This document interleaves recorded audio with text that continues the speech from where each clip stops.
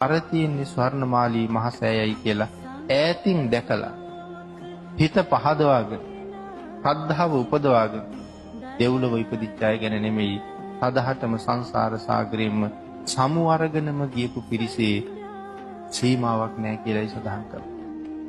එහෙමනම් වැන්දොත් කොහොමද? පිදුවොත් කොහොමද? හුණු ටිකක් කාලේප කළොත් කොහොමද? අතපතු ගාලා දැම්මොත් මළුව කොහොමද?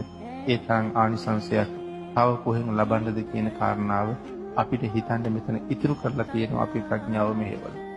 ඒ තරම් අප්‍රමාණ ආනිසංස සහිත මේ මහා පූජා වස්තුන් භාග්‍යතුන් වහන්සේගේ අනන්ත අප්‍රමාණ කරුණාව හින්දාම අපිට බුදුරජාණන් වහන්සේ දානය කළා.